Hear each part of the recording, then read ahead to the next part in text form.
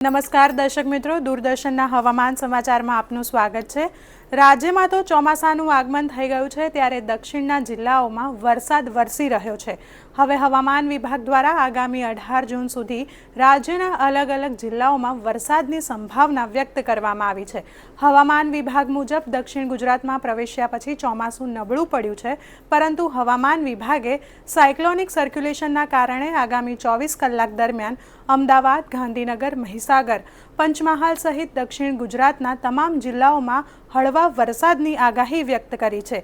આ ઉપરાંત દાહોદ, વડોદરા, છોટાઉદેપુર, નર્મદા, ભરૂચ, સુરત, ડાંગ, નવસારી, વલસાડ, તાપી અને દમણ તેમજ દાદરાનગર હવેલી જેવા ગુજરાતના પ્રદેશોમાં છૂટાછવાયા સ્થળોએ હળવાથી મધ્યમ વરસાદની અને ગાજવીજ સાથેના વરસાદની આગાહી વ્યક્ત કરવામાં આવી છે, જ્યારે પ્રદેશના બાકીના જિલ્લાઓમાં શુષ્ક હવામાનની સંભાવના છે। ગુજરાતમાં તો ધીમી ધારે ચોમાસાની શરૂઆત થઈ ગઈ છે, પરંતુ જો ઉત્તર ભારતના રાજ્યોમાં હવામાનની વાત કરીએ તો આગામી 5 દિવસ ઉત્તર પ્રદેશમાં હીટવેવની અને ગરમ રાત્રિની ચેતવણી આપી છે।